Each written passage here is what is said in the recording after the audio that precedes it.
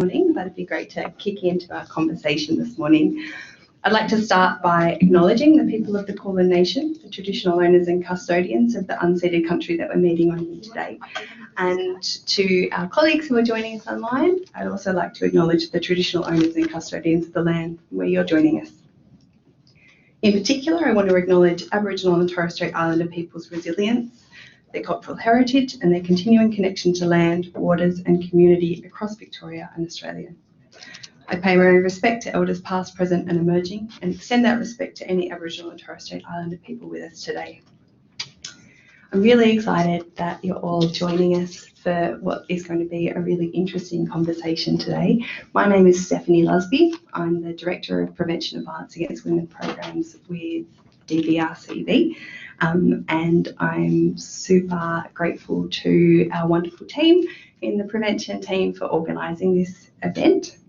In terms of the agenda for today, I want to give you a quick update first about what we've been up to with DVRCV's prevention team, and then we'll go into a fantastic panel who are going to be sharing with us their innovative projects and critical research on addressing masculinities and engaging men and boys to prevent violence against women. I know that there is a wealth of experience in our audience today, and I'm really excited, and I know that the panel are also really excited to hear all of your thoughts and questions and experiences too. So I'm sure there'll be moments throughout the seminar where you want to add on to what's being discussed. We will have time at the end for a conversation with all of us. And if you're watching online, in that conversation part of our event today, it would be great if you could type your questions into the chat window next to the video, and the team will put some of these questions to us during the Q&A. So I have mentioned our online colleagues a few times now. We are live streaming the event and the recording will be uploaded to DVRCV's YouTube channel, but we're only filming the stage. So you don't have to worry about your angles. And I also want to say, if you want to stretch your legs and move around during the event, if you want to go and get a cup of coffee or a cup of tea, feel free to. I think we're going to get into the meat of it. It will be a little bit of a longer session, so please make sure that you're comfortable. And we also hope that you'll join us for lunch at the end of the seminar, a chance to continue on the conversations that we start in the sessions. So just a bit of an update on what we are up to at DVRCV. We're excited to share a new resource that we launched in the last week or so, which is a glossary of terms that are commonly used in PBAW. The resource presents key prevention terms and concepts in clear and simple language. And we hope it'll be useful to helping to communicate all of your excellent work even more effectively. You can download the resource through the link provided on your agenda. And as someone who has a tendency to be fairly verbose, I've actually found it really useful myself. The team has done a great job in really clarifying some of those trickier and stickier ideas. Our annual prevention conference, PreventX 2020, is coming up on the 1st of April as well, and we've got a really amazing lineup of speakers and sessions. For those of you who have already got your tickets, we look forward to welcoming you there. For those of you who don't, unfortunately it's sold out, but there is a wait list. So please check it out, and there will be some recordings and resources from that event posted online afterwards. We've also got a few new training and communities of practice sessions that will be rolling out for prevention practitioners of all levels, and we've got details and registration for those offerings in your agenda as well. So, having taken my liberty as chair, I'll start to introduce our panel for today. I'm particularly excited about this event because I've had my head in this space in the international development context for a while.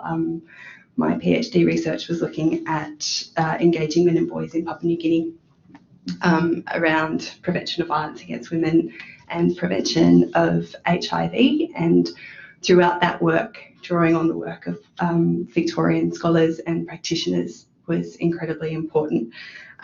So it would be excellent to kind of bring together all of those different realms today. So we've got Matt Tyler, here to my left, who's the Executive Director of the Men's Project with Jesuit Social Services. He's working with a team committed to promoting positive change about what it means to be a man and providing leadership on the reduction of violence and other harmful behaviours. Informed by their Man Box research, the Men's Project is also leading work to prevent violence and engage with men and boys earlier, before the point of crisis. So prior to joining Jesuit Social Services, Matt worked as an economist to improve social services, including with Harvard University, as a political advisor, and for the Australian federal government as well as state governments. We then have Shelley Hewson-Munro, who's the project manager working together with Men and Momentum with HealthWest Partnership. Shelley has over 13 years experience working with communities and individuals all over Australia, alongside people who strive for justice and equity in all its forms. She's a committed dual sector professional with qualifications in social work and community development. Shelley currently balances two roles, one as an academic teaching scholar within Victoria University Social Work College, and the other as the Working Together with Men project manager. Shane Taz. Dr. Shane Taz is the Senior Policy Advisor for Masculinities at Our Watch. In this role, he's been project lead and author of the extensive evidence review on masculinities and engaging men in prevention of violence against women, Men in Focus, launched in 2019 by the Victorian Government. Prior to his role at Our Watch, Shane worked as a researcher and educator in gender and sexuality studies with a particular focus on men and masculinities. And we also have Professor Amanda Keddie, who's the Chair in Education at Deakin University, and a Professor of Education within the Research for Educational Impact Division. Her published work examines the schooling processes, practice, and conditions that can impact on the pursuit of social justice in schools. Amanda's quality of research has been based within the Australian, English and American schooling context and is strongly informed by feminist theory with a particular focus on gender. Can you please help me to welcome our panel?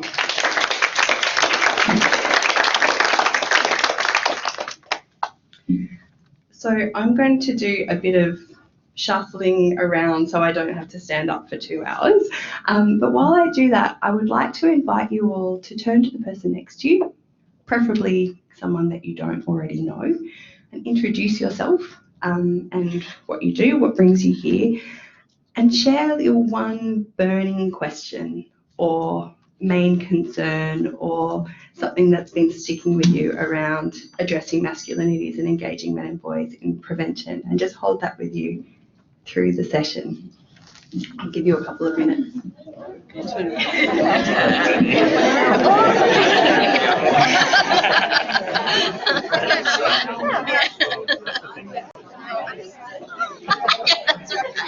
Maybe we can just weave it away into the audience. It's almost like I work very my main and I've made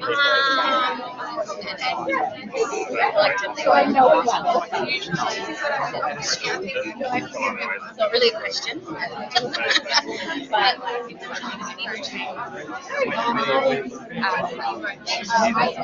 think there's solutions maybe to other issues that I'm working on. What I've had and also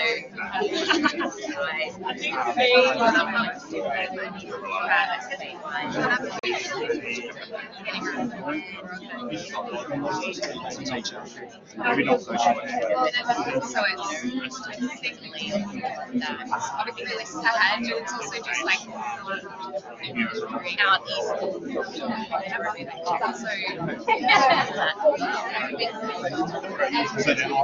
knowing that other people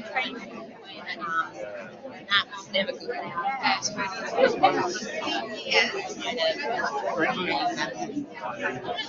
also it means that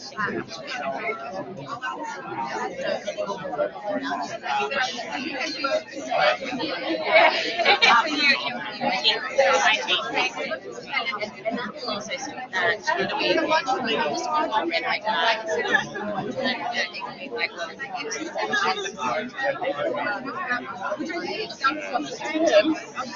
to talk with everybody about what they're doing, so we should go to them. I think that needs to be that I know of. I mean, there's, yeah, so I am.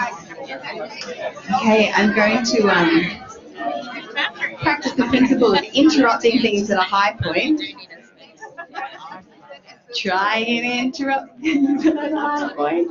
There's a lot of buzz and conversation, which is excellent, and I really hope that that will be shared and brought forward with the group at the end.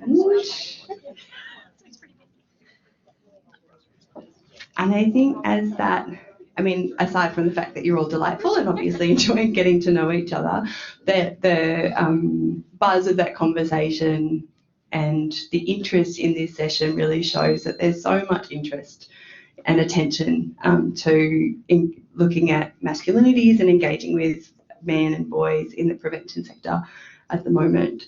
And there are so many exciting activities happening and have been happening over recent years in particular, I think, but over a fairly long period of time too. And our panellists are leading some really critical research and innovative projects in this space. So I'd like to start by inviting all of our panellists to just share some thoughts about why you think this work is receiving particular attention as an aspect of primary prevention at the moment. Maybe Amanda, we'll start with you. This work? No. Sort of had, Down the bottom. no. Going on?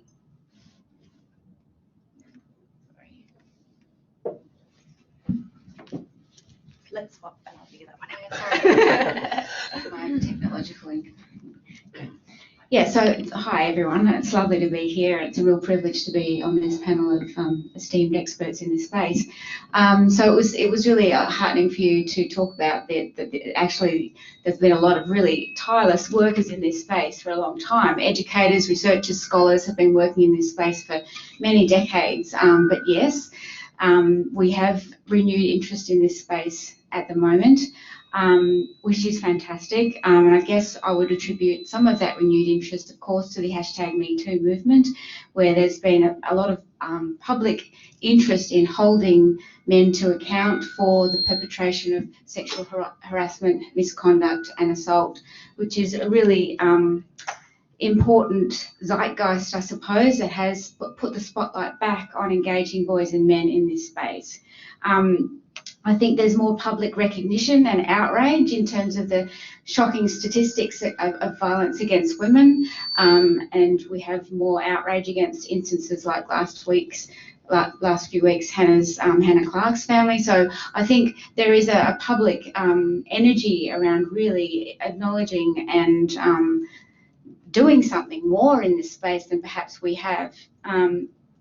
There's also been some recent investigations in this space that's put the spotlight on this area, which is really important. The Victorian Commission into the Royal Commission into Domestic Violence in 2016, the National Survey on Sexual Assault in University Campuses, and the NCAS National Community Attitudes of Violence Against Women. All those investigations are really important in putting the spotlight on to engaging boys and men in this space and how we can better deal with some of these issues.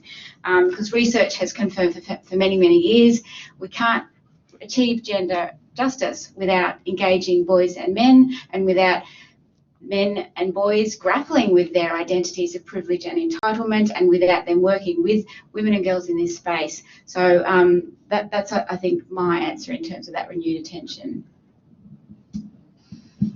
Do you want me to go? Yes, please. And I suppose to reiterate, I think what Amanda said, definitely for men working in this space, the importance of acknowledging that this work has been done for decades by women, and even this specific focus on masculinities, and in the university space or in an academic context, studies of masculinities really comes from feminism, and has, it couldn't exist without the work of women. I think specifically around masculinities and the links to violence against women and then how to prevent that. That there has been, as you say, emerging evidence, and some of it has been formal studies. I think Matt will talk about the Manbox studies, and also in 2017 that was rolled out internationally in a few countries there. And that data is very compelling data that you can clearly see the links.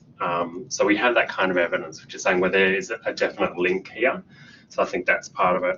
Also, the Me Too movement is another form of evidence, very important evidence of lived experience and testimony. But yeah, it's very important in that it flips the question. I think for a long time, you know, we talk about, we always see it in the media reports around, you know, the emphasis on on women as victims, and why didn't she do this or do that, and flipping that question to, well, why did he do it? You know, what is going on for men? What's happening at the perpetration level? And masculinities is really central to that, and the emerging evidence is showing that it is central to that. I guess I'll come from a little bit of a different perspective, being that I've always kind of been an action. I've always been a worker. But one of my biggest passions is actually that, you know, evidence is what we need, and evidence is amazing, but how do we actually do that? And I think that's where I feel most people are with the, like, we know this stuff, we've read it and we believe it. How do I feel confident and competent in actually doing this? So for me, you know, 13 plus years of working with men in a varied way, is that we now have about 20 years where men have been questioning, even quietly, what the hell does it mean to be a man? There's things that I've done that I know actually wasn't cool. I did pinch her ass at the pub when I was 20, and I did that mostly for my mates. And now that I'm 40, I kind of look back and I'm not okay with that. And am I still that person? And I think, you know, part of the work that I do is about creating a movement and conscious raising for men to be able to sit with those questions and then go, what do I do with that? And I think we also have to give a little bit of credit to that. I know I've worked with a number of men in my career who are doing the hard work, and there is starting to be a little bit of dissidence with men against men around, I want to be something different. I think even, you know, in the workplace with men trying to go more for parental leave rather than maternity leave, that's not taking away rights of women's capacity to go on maternity leave, but to say, I actually would love 6 months with my infant child as well. So I think there is a slight shifting happening for men, and this is also part of it because they are part of that patriarchal power. So for me, this space has been happening for a long time. It's not new. I've been working with men for a long time, so it's not kind of new flavour, but I think there's more pushback happening, and that's also because we actually have more men as allies than we did before. I just wanted to start by saying, touching on what Steph said, I find it always a little embarrassing and humbling being here. I recognise a bunch of faces and there's so much expertise in the audience. So I just wanted to sort of echo what you said, Steph. I think the second thing to say is, at the risk of repetition, Shelley touched on this, as did Shane and Amanda. This work isn't new. I think it builds on the work of women, pro-feminist organisations for decades. And that work really continues. I think a couple of examples, Project Momentum, the work you're leading, Shelley, and also Women's Health in the South East, I think are really leading on this as well, and convened a really, I think, important forum asking the question, how does this work on healthy masculinities fit within existing primary prevention efforts only a few weeks ago? I think the third thing I'd say is there's increasing recognition that some of the drivers of violence, including violence against women, are not in the interests of men. And so I think that is facilitating increased allyship, for better or worse, on the part of men. And, you know, part of that, I think, is what we found, which is that men who endorse stereotypical ideas of what it means to be a man are more likely to use physical violence at a rate of about 14 times. They are more likely to sexually harass women at a rate of about 20 times. and they're also more likely to experience ill mental health themselves at a rate of about 2 times. And so I think we've known this intuitively. Like, I don't think that's new. It's not new to men. It's not new to men, right? Maybe what they do to others, but for themselves. Right. But Shane touched on having the data. You know, I think about evidence as lived experience, practitioner expertise, and research evidence. And I think when those 3 are combined, we get the most sort of compelling case. And the fact that we've got a survey of 1,000 Australian men who have told us that there are these links between stereotypical ideas of what it means to be a man and their self-reported behaviour, I think has really, you know, made one sort of small contribution to pushing this work along.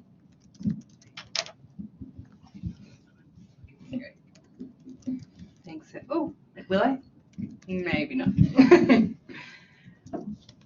Thanks so much. And I think that there's a bringing together of a few different really important points there, in that we have the evidence base, we have the spaces both in practice reflection and through research to give voice to the way that these systemic issues have been hurting everyone, and the role that everyone has to play in primary prevention, and the particular potency of men engaging in that work, as well as, and thank you for recognising the hard-fought legacy of women and feminist organisations doing this work over many years.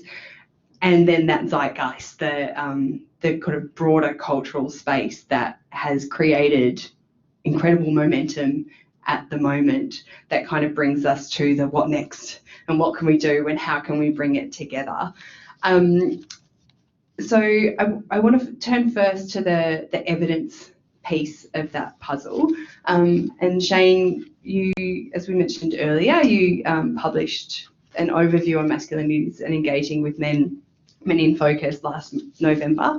And I know that you've been sharing that in various different forums and engagements since then, which has been wonderful. But I think that once you have something, a piece of research and an overview which was robust and excellent, and then you make it live and you get feedback, you know, the parameters or the interpretations of it can shift a little bit. So I wonder if you could reflect on that a little bit for us. Have there been any kind of conversations that you've had that have made you reflect on the findings, or has anything been challenged or affirmed through those conversations? Oh, and for follow-up, are there any questions that you feel were unresolved through the work that you'd like to share with us? Yeah, I'll have to contain that one. Yeah, so many questions. Yeah, I think firstly, I think the point around language. So I was interested to hear about the glossary of terms resource that you're producing. Because definitely some of the feedback I had was around how, you know, like how are we describing masculinities? Are we using the term healthier masculinities? Do we use traditional masculinities? Because even that, you know, is it traditional Western masculinity, or is it traditional masculinity for another culture? So definitely I've had a lot of questions around the language and why. I mean, in this resource we use dominant forms of masculinity, and it was quite specific forms and patterns of masculinity to capture norms, structures and practices. Yeah, and not use toxic masculinity or not use traditional masculinity just because either it wasn't descriptive enough, or there's no consensus on what it means, or it wasn't intersectional enough. You know, so definitely around language, I think, was a big point. A lot of people brought that up, questioning some of the terms in the research and why they were there in that way. But it's really the translation. It's the big question that I've had is, well, what can we do with this? And this is an evidence review, and I suppose it's one of the limitations in that you produce research, and from it you have guiding principles and some promising practice, but definitely at the practice level and in settings is where you learn this whole other, set of this learning and this other knowledge that you can gather from that. And yeah, I mean, that's the thing that's been asked is, can we have practice tools for this in this setting, and in this setting, can we have a campaign? And all of that isn't automatic from a piece of research. It requires that translation with people that have those specific skills.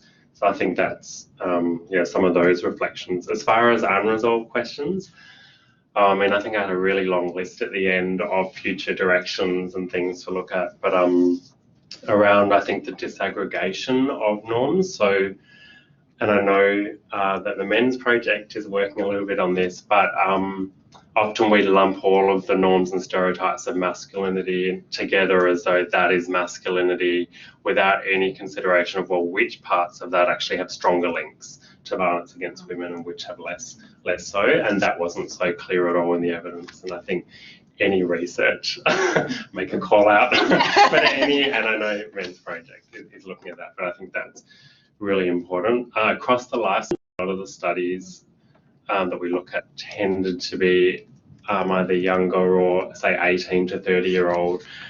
And what my research found is that, well, the men that are actually have the most influence are usually older. They run our country. They are the CEOs of corporations, and that that often we're not doing so much work with that cohort. All forms of violence, that it was, the research, very easy to find research, and when you're looking particularly at perpetrator studies and using that research, you have to acknowledge the limitations of that, because it's the very physical, visible forms, the forms that go through the justice system, and this was really looking at all the forms of violence. I know there's a lot of discourse at the moment around coercive control and those kinds of behaviours. So definitely more how to capture that, and more research around that. And I have to say, this one about challenging binary thinking in our work. I mean, this says that we need to do it, but doesn't really have any solutions on, on how we can and how we can push our thinking. But yeah, around the categories of male and female, we know it doesn't capture everyone. And masculinity and femininity, and that, what are the ways in which we can challenge our binary thinking to be more inclusive, but also that it's actually really important for the work if we're thinking about challenging gender, gender norms, stereotypes and structures. So yeah, and there's many more, but, yeah, I'd say they're some of the key ones.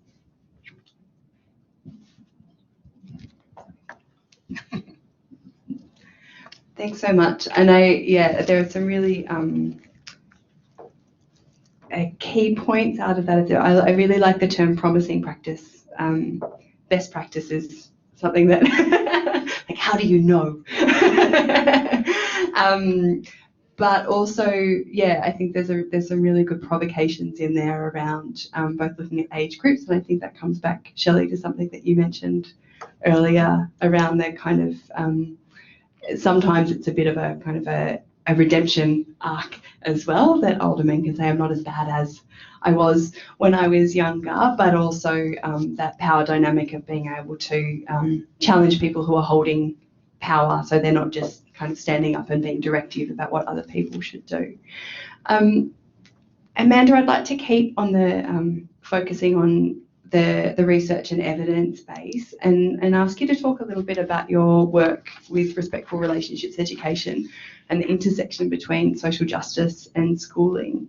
I'd be really interested to hear what you see as some of the challenges for engaging men and boys in respectful relationships education, and in particular the materials on gender, power and the prevention of violence against women.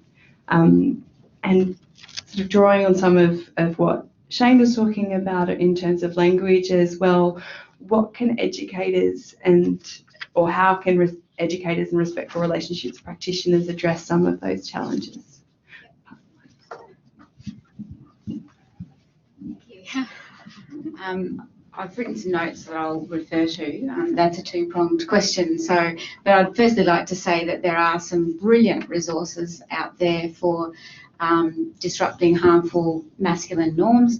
A colleague of mine, Maria Delaney, this is the most recent version of Regis. At part 4 of this has a whole list of them, and I'd be very happy to share the link. But for example, Manhood 2.0, which is is run out of Promundo. There's Agenda, which is an early childhood resource. Fight Back, which was a resource developed by Fitzroy North. I think Fitzroy North, at Fitzroy High School. Not sure if it's Fitzroy. And of course, Respectful Relationships, which is on the Our Watch website.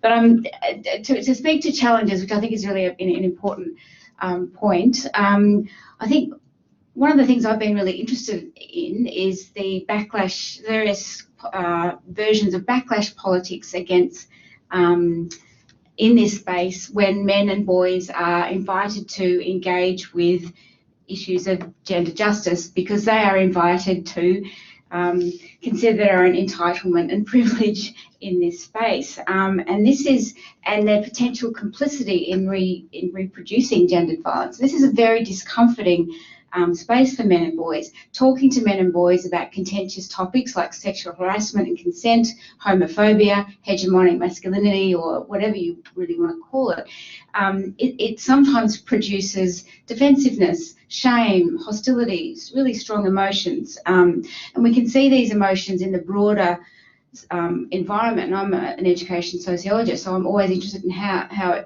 we locate these issues within the broader environment. We have a real polarisation of gender politics. While we might have progressive Me Too politics, we also have a backlash against the backlash with new virulent forms of anti-feminism. For example, the incel movement, which is the involuntary celibates, who actually organise violence against women.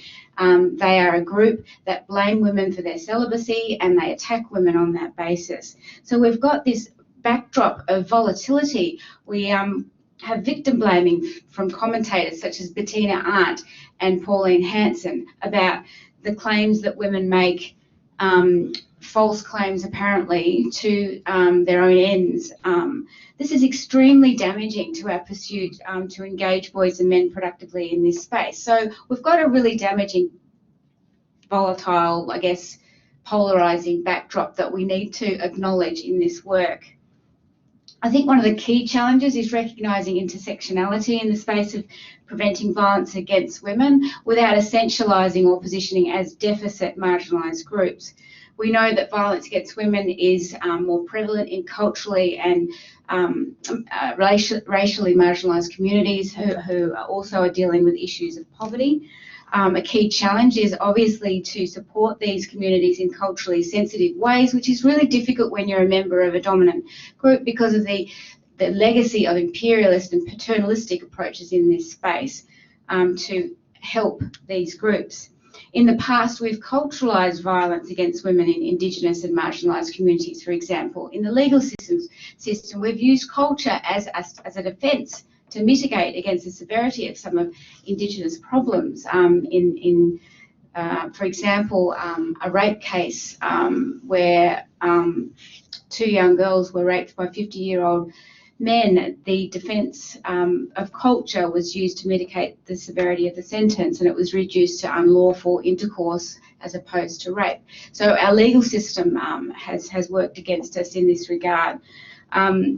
So we really need to better understand the specific nature of specific oppressions at specific sites in this area.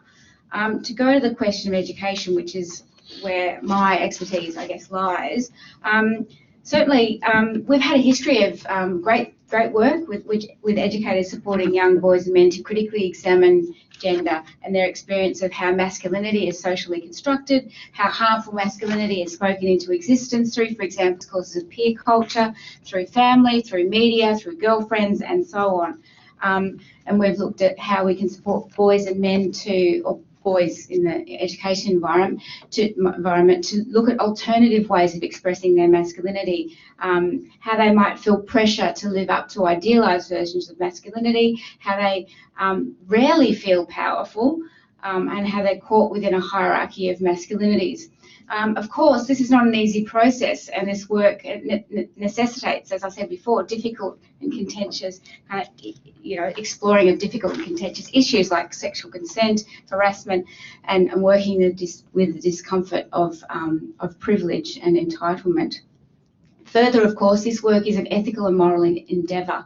In my research, I've looked at how educators and facilitators working in this space are very powerful in how they facilitate. Some can reinscribe relations of disempowerment for those they are working with. They can reinscribe the very relations that they're trying to disrupt. It already is the case that teacher-student relationships can be quite inequitable and disempowering, and they themselves are sometimes working in very disempowering systems. So, of course, we've got an abundance of resources in this space that work really well in supporting a disruption of a gender binary. We've got the whole school approach to respectful relationships in Victoria that's being rolled out at the moment, and it's a fantastic program. It doesn't just work with teachers in classrooms, it works with trying to change the whole school in terms of leadership, in terms of professional learning, in terms of support for students. So it's a beautiful whole school approach. But if the models aren't delivered in a best practice way, in respectful and supportive ways, then their impact is limited. So I think a key challenge is actually to support more ongoing professional learning for teachers and practitioners in this space in terms of how they deliver these resources in gender and culturally just ways. So teachers and practitioners need time to be and learn how to be gender transformative practitioners.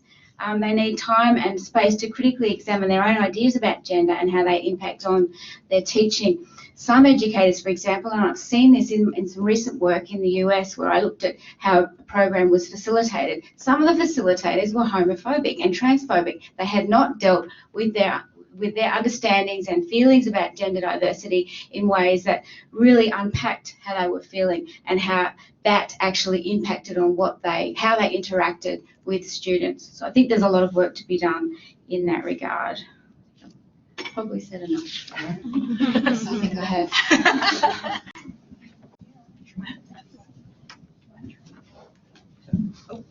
We now have 2 microphones.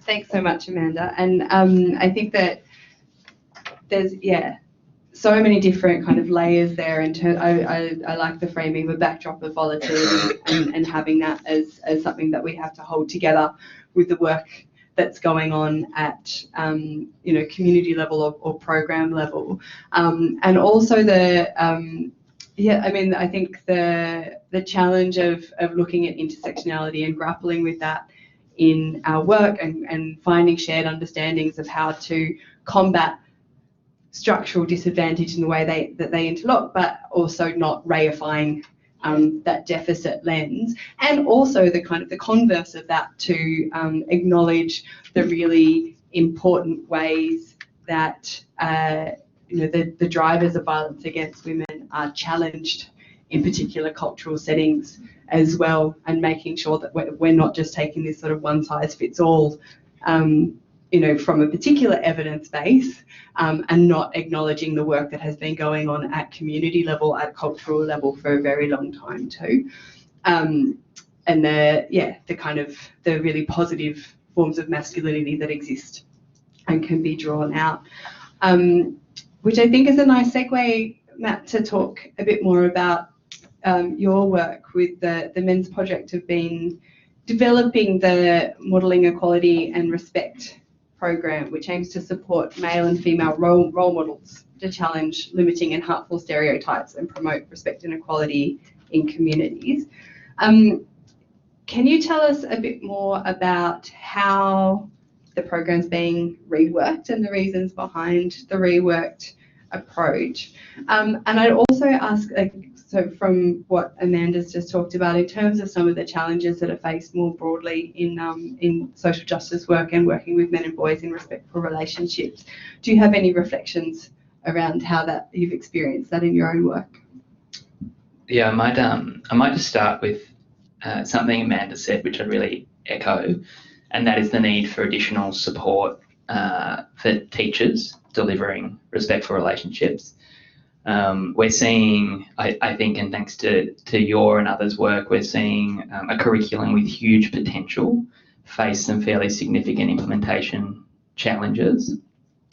The state government spends almost $30 million over the forward estimates delivering that curriculum, and I think with a relatively small additional spend, the effectiveness of that curriculum could be improved substantially by better supporting teachers.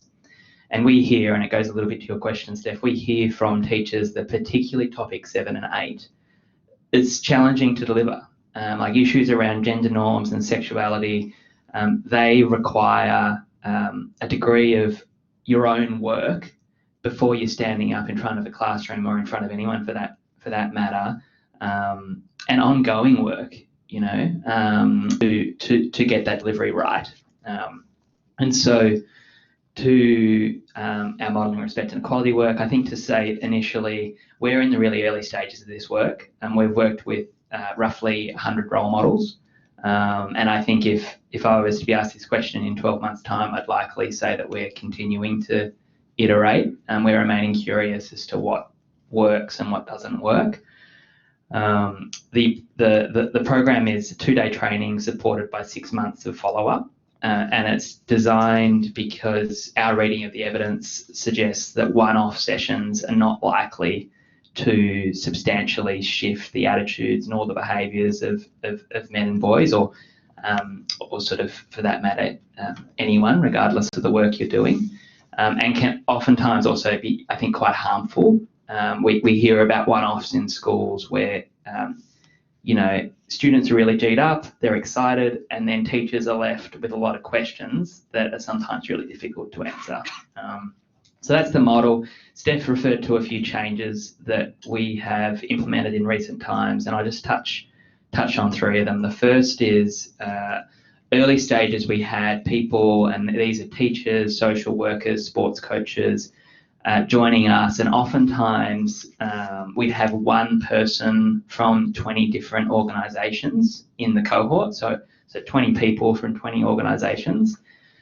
We found that it was difficult for those people to return to their communities and leave change by themselves, and this has sort of driven a shift whereby people who join us for future programs, and the last couple that we've done, join in groups of 2 to 3 per organisation, so they've got I guess a quasi community of people that they can work with when they return to their place of work or their place of leisure in the case of sports clubs.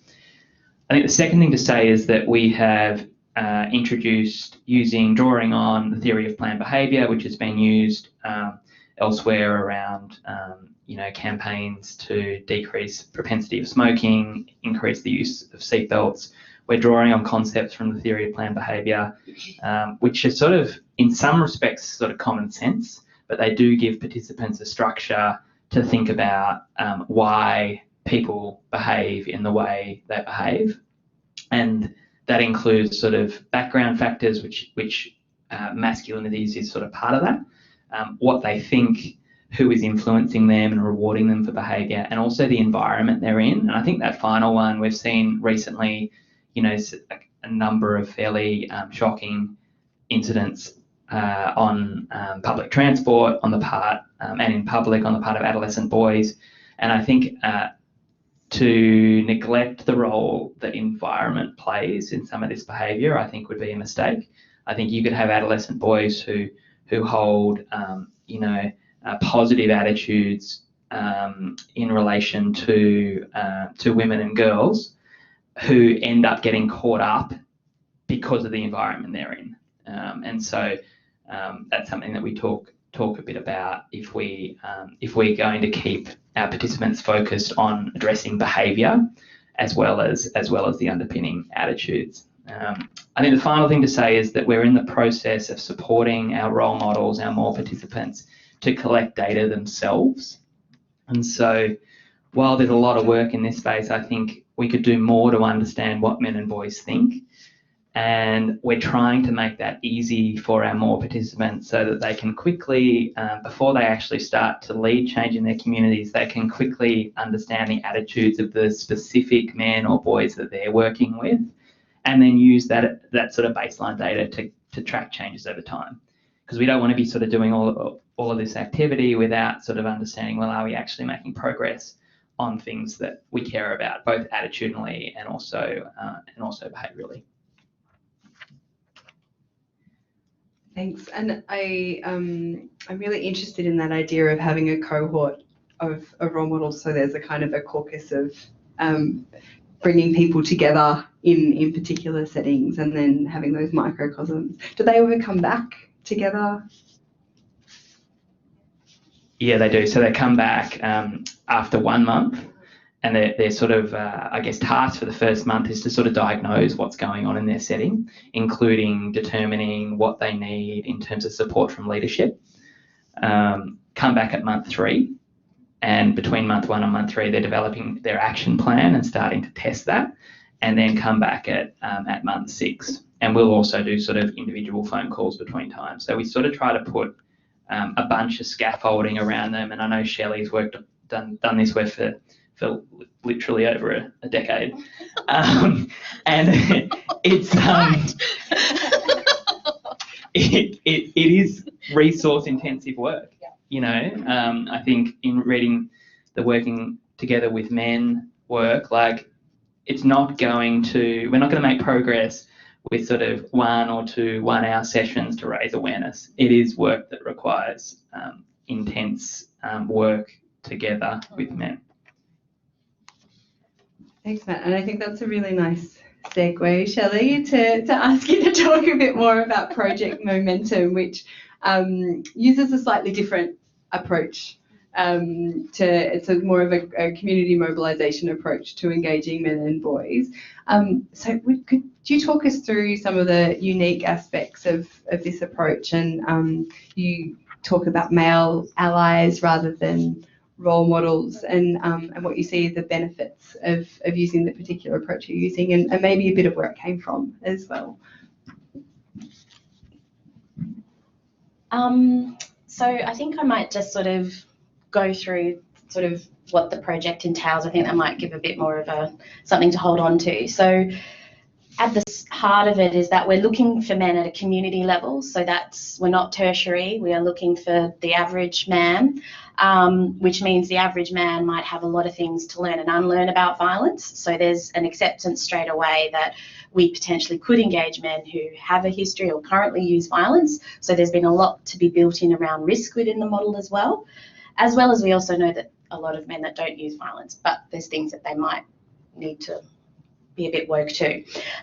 So we're also engaging men where they're at, and that's not just their physical location, but where they happen to be in their thinking, their experience, and their understanding. So it's adaptable. We're not just going in at that kind of level. We might have to shift gears at any point in time. It's place-based and group-based, so it's reflective of where we are geographically, as well as a particular group we may be engaging with. Allyship is a huge thing. I think, you know, all of us made a joke before when you got asked your question about, you know, what is it that you want to talk about today? We're all like, oh, we want to hear what they have to say. They've probably got better answers, you know, because I think the longer you're in this work, the more you're like, I am clueless. Everything is bravery. You know, there's things that I do know, but then every time I, you know, step into that space, I'm always scared again, because that's actually where we're supposed to be. We're building the evidence base. So it's always a little bit freaky. And so for me, I don't think anyone's a role model in this space, and I don't think any man is at that level yet to be called an ambassador or a role model. For me, it's about allies, and that completely changes up the dynamics pretty quickly, and it's very powerful language, especially when you're working with men. Another thing is the GT approach, the gender transformative approach. So we have men doing the work. We are proudly a project that works with men to do the work, and women are elevated to positions of power and expertise. So women are not working alongside of men. They are the people that are being flown in for the opinion Okay, so that's that thing about changing up how the system is. And we also provide men with not only training around a whole number of things, but project management skills. So they actually have to apply their project idea to a lean canvas. So some of you might know what a lean canvas is. And they actually have to show which parts of the national framework they're actually aiming for in their project. Because I've seen a lot of projects over the years that I don't know what having on the back of a footy jersey saying don't hit girls does anything to stop hitting girls. And men, we talk about accountability later, but that's one of those key things about show me what you're doing and why, who says it's going to work, and tell me when it does work. And the other thing is that it's a creative approach. So we're asking men to create unique ideas because, like we've been talking about, I call it the talk and get woke because I said so approach with workshops, which is actually the patriarchal system. I'm the top dog coming to tell you what happened and how I got woke, so get out there and do it. What am I supposed to do with that? Like, I wouldn't know. I've sat in so many of those things going, yeah, got to go home, like it's just, and geez, I've been doing it a long time, as my learned ally just told me. So if it doesn't work for me, heck, it's not working for them. And also it has a systems approach to the model so that the ripple effect potential is huge with these projects because we're literally believing that emergence is real, and if we spin them out there, amazing things are going to ripple out that we don't know.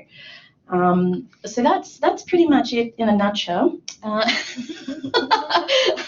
Was there anything else you threw in there at me? Or? Yes. Oh. Well, remind me, please. Can you, maybe I'll just take the mic. Oh, for sorry. our Friends online.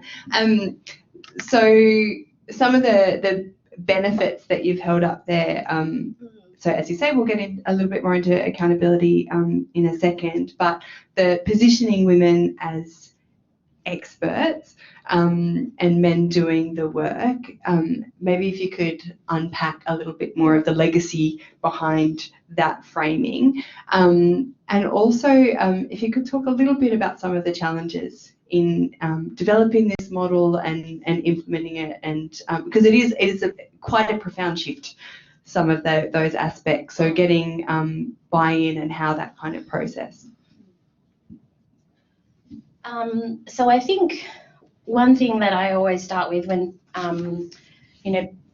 you've just said the word buy-in and engaging men, is that I sometimes question what people think they mean by engaging men. I think they think like an army of men come down the street, like we're ready to do this, we're working. And it's like, well, 5 guys, that's how many were in this project, 5 allies. And, that's 5 allies that have self-reported transformational change personally, but their projects have gone on to do different things. So I guess I'll give you an example of a project because I'll probably help. So for example, one of the projects, and this is the other thing, although we're working with men, not all their projects are just about engaging men. They're supposed to have these mini projects that go out and engage men. But something that I've sort of coined the term, we're all here now, haven't had a chance to write the article, is about activating men's privilege. So finding an area that they're the boss in, that they feel competent in, that they're confident in, that they've got good connections in. If you choose a project or they engage in a project that is in their area of privilege, we found through our small evaluation that they're actually more successful, the projects, as well as the personal development for that ally is huge. So we had he was coined the baby ally because he was fresh out of high school. It was his first year at university. So this is based on Vic Uni campuses, this model. And his project idea, he works part-time as a footy umpire for a region. And his idea was, because I asked him, how many female umpires are there, coaches and training out there? It's not many, and blah, blah, blah. I said, what if we did like a female training program, you know? And he's like, oh, I've got goosebumps, let's do it. I know exactly who to talk to, let's go, you know, and he was gone because that's what I do. I know this. So we got a division involved. We had all the very powerful men of football. I was summoned to AFL House over it, just so they knew what was going on. And, you know, and suddenly this young ally saw me in meetings where I was being talked over. I was being ignored. Emails were going directly to him from very, very senior people that, you know, was going to his little student account, asking him to, you know, implement things. And so this is where this work, to me, gender transformative in practice, is about where can we flip it? Where do we flip the power dynamics? When we flip the power dynamics, there's learning in that, because it's not till you have a personal experience. Like these dudes that go and say, you know, my sister was murdered and this is how I got woke. It's only because she was murdered. We can't replicate that for the 500 other men in the room. Yes, they can feel your pain and they can, you know, feel drawn to what you're saying, but we have to give them an experience that opens their mind. Because when you have privilege, it's not till you realize you have that or it's exposed to you, whether it be about race, you know, sexuality, any of those things. We have to have lived experience or felt experience.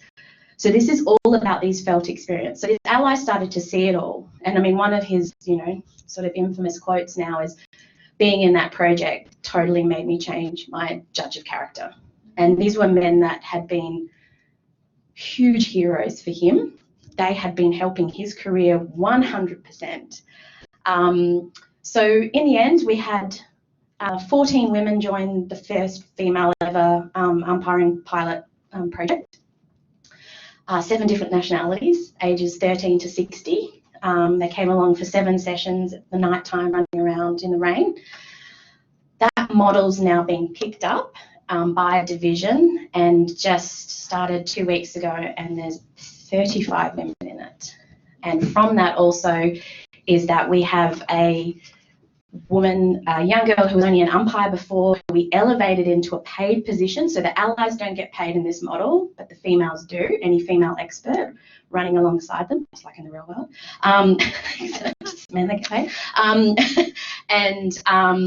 You know, which was amazing for that young woman when she found out about that. She was like, what? I'm getting paid and you're not, ha ha. You know, like for the first time, it was a big experience for her. And he was humble with, yeah, that's absolutely right, because you're the expert.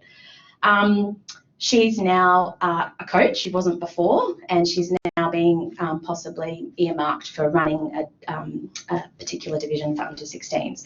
So we actually have had a woman be elevated into a more powerful position, a paid position from this project, as well as now, I don't know what, 40 women who hadn't even picked up a football before to do umpiring. So that was just one of our 5 projects.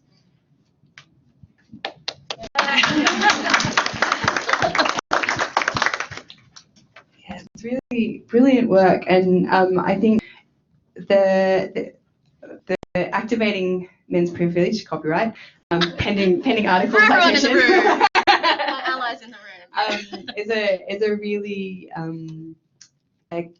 interesting way of framing how to create those shifts, and I think the activating part of that, we were reflecting before the session started around the even the framing of this session, the engaging with, and the accidental and implied passivity in that it's going to and asking of, rather than you know, allowing those spaces to do the work. And part of what allows that to happen is accountability, and being accountable to needing to be active in doing the work and figuring out how to do that.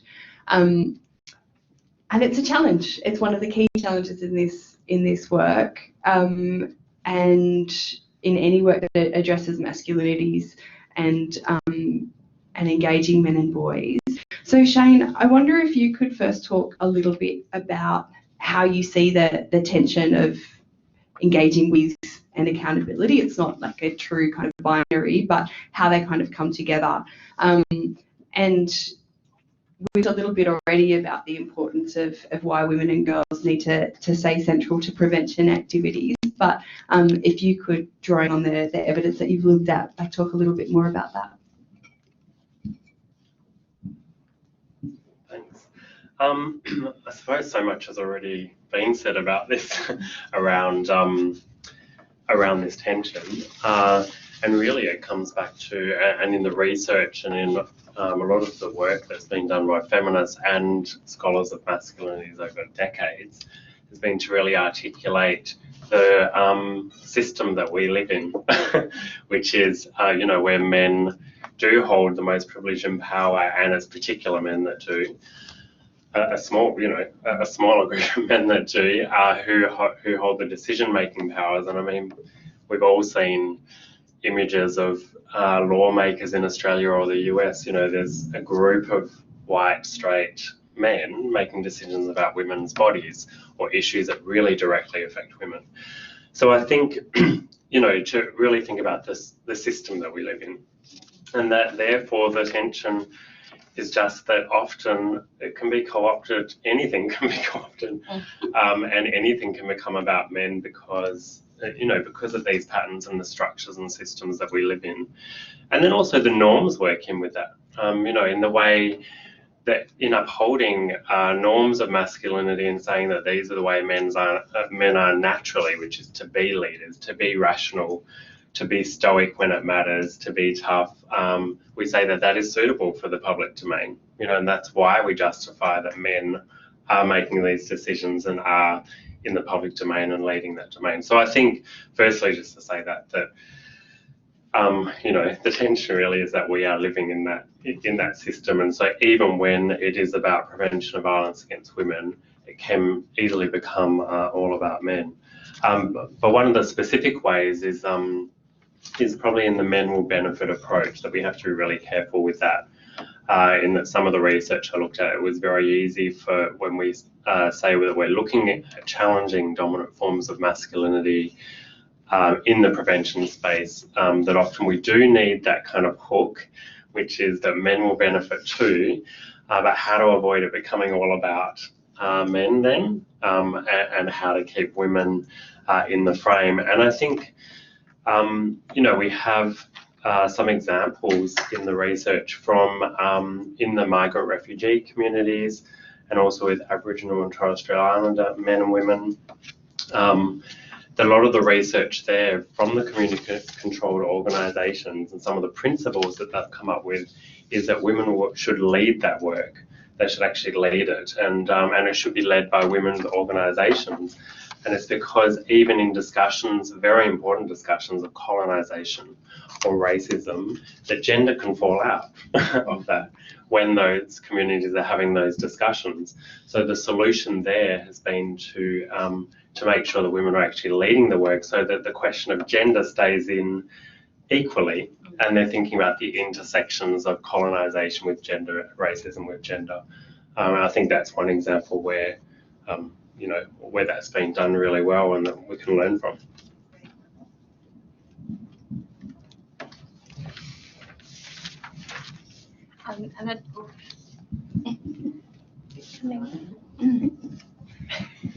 Hi. So I'd like to open it up to Amanda, Shelley and Matt to consider the idea that, so to maintain accountability to women and avoid reinforcing gender inequality, what are some of the key principles that practitioners should consider when they're planning for and implementing initiatives? Amanda, would you like to start? Sure.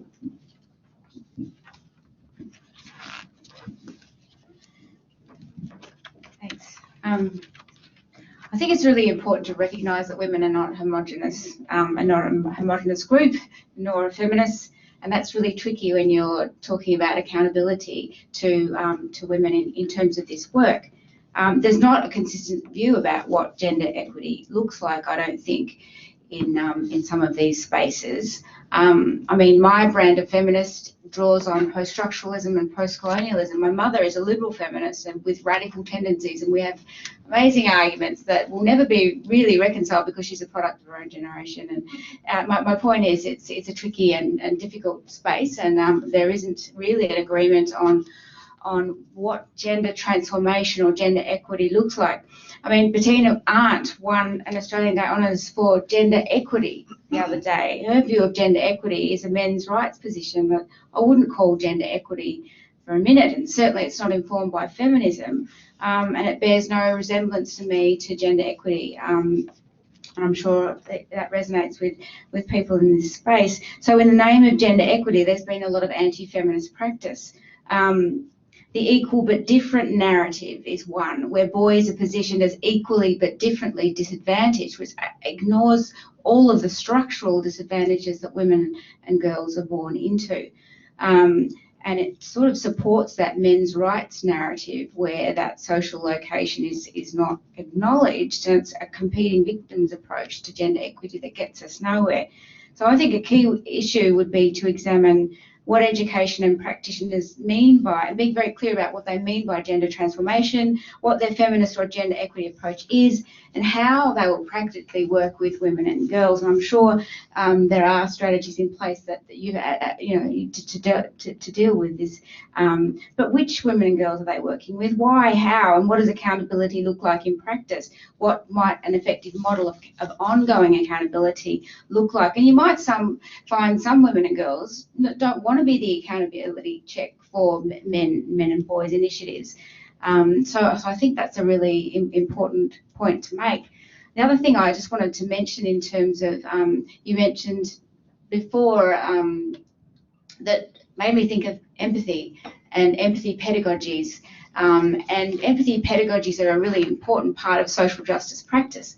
But I know a lot about the feminist work in this space, and they talk about approaching empathy with caution, and they ask questions like, you know, who do we empathise with? Some people are very difficult to empathise with, and what if we can't empathise? So Elizabeth Ellsworth's work in 1989, she wrote a paper that really stuck with me, and she argues that we can never really know the other, and that our understanding of the other will always be partial, interested, and potentially oppressive, and that we need to, a better, more generative approach may be that putting the lens or the critical ethical engagement and reflection on ourselves. How do we make ourselves intelligible? How do we make others intelligible? And what is the limits to that process? So just when you were talking about empathy and the idea that the experience that man had about his sister, of course it can't be replicated, but it was a critical moment in his life. And that notion that how do we support empathy when we can't really ever know the other? And I think that's really a key point in terms of how we think about non-dominant cultures, how we seek to empathise with non-dominant cultures, because there's been a lot of, as I said before, paternalism and imperialism in this space in terms of our a presumption that we can know the other's suffering. And I think it translates to working with engaging men and boys in this space, because we can't presume that they can ever know what it means to experience sexual harassment and assault, but they can know the limits to the ways in which they think about this issue, and the ways in which they speak themselves into existence in particular ways to perpetuate these issues. Oh. Thanks, man. So just building on everything there that has been said, I guess I'm going to take it back to what I did in practice, because we hear a lot about accountability, and I thought, well, I've got a great opportunity to create an experiment here, because I hear often in men's work is, how do we do it? What exactly could we do? How do we build accountability in? And I was like, well, how can I make something that's possibly can be copied or applied? And we're building an evidence base, we've got to be brave. So part of it, I thought, is let's create an accountability panel. So the men have to present their project ideas to a panel of women, and essentially they get approval for those ideas. We did that. And because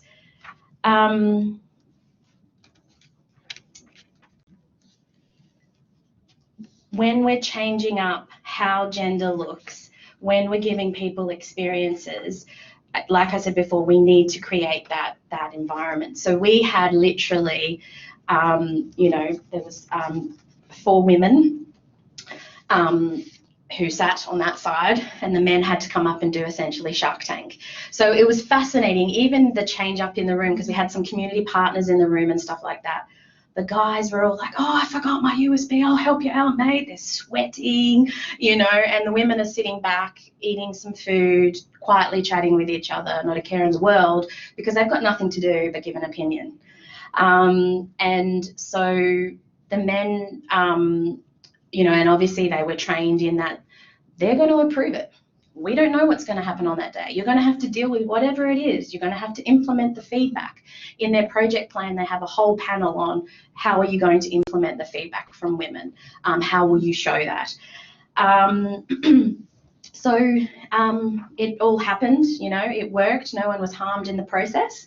But there were some findings, and these findings, sometimes I always feel a bit nervous when I'm saying that to people, but they're findings and they're real, is that the biggest finding was that women actually weren't comfortable in being accountable to men, as in they weren't comfortable being in a position of power over men. So contrary to the patriarchy, women don't like giving opinions to men. I know we get told that all the time, but if we actually look at it from an understanding of gender, is that femininity is you shut up, you do as you're told, you be a good girl, and you don't rock a boat. So women asked the training. So when I did a cold call out to the university, who wants to help men in their violence prevention efforts and be on an accountability panel, I had about 15 women turn up, and a lot of them actually wanted to do projects. Women are comfortable with the doing. And so this is also why I put it out there, is don't let women do the doing anymore. They've got to be in positions of power and lead these projects because they're actually comfortable with making it, getting in there and doing it. They need to be elevated for their knowledge and experience, whether it be lived experience or the billion years of doing the work, and men need to do the grassroots groundwork. That's what they're not comfortable with. So we ended up training the women. So that was something that I hadn't planned. I was like, oh gosh, okay, yes, let's do it. They went through training, but also, so out of that, and I mean, Tracy Costello years ago did some research on women who are working in family violence services alongside of men's workers, and that actually showed even back in the day that they actually find it hard to even hold their colleagues accountable and challenge them and call them out.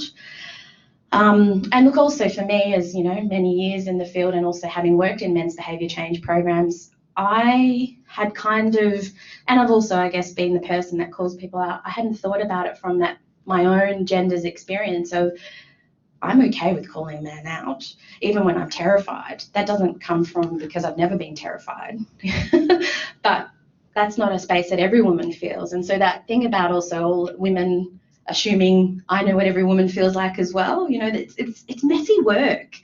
So some out of those findings, it's if you are going to do an accountability panel, if the women haven't got experience in PVOR and or are professional women who are comfortable in giving feedback, that you're going to have to help those women in that process. So it's not do it, but just be prepared that you're going to have to help them gather some skills and also support them in that process.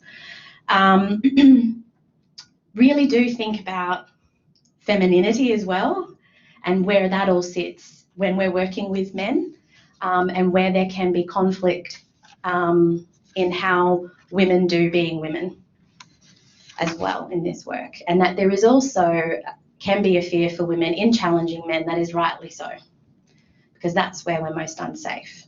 And these are two things that just need to sit there when you're working in that space, because women were actually concerned about giving feedback to men in case they were deterred from trying to keep doing the work. What if I give too hard a feedback and he doesn't want to do the project? So these are real things and real findings, and it's not new stuff, but it is something that needs to sit there when we're doing accountability. to men, and we need women in that space. I might just touch a little bit on the funding implications of what Shelley has shared, and also Shane and Amanda. And I think there's a few bits to this. One I would argue is there, and we've seen this in some instances, a preference for projects that partner with women's health groups or family violence organisations. And so I think that should, in my mind, that should be almost a blanket approach on the part of state and federal governments when funding this work, that there should be a preference for projects done in partnership. I think the second thing to say, and Shelley shared an example of, and apologies if this, I'm reading between the lines with here, Shelley, but it sounded like that not everything in terms of what that accountability panel needed was anticipated. And so a tolerance for uncertainty on the part of funders, and therefore an acceptance that there might be some, whatever you want to call it, brokerage funding, because we're learning, and that would have taken your time, other people's time, and by extension, you've either just worked through nights, which I'm guessing is probably the case, or created the money from somewhere. And so a tolerance for uncertainty, I think, in doing this work should be reflected in the way it's funded. I think third,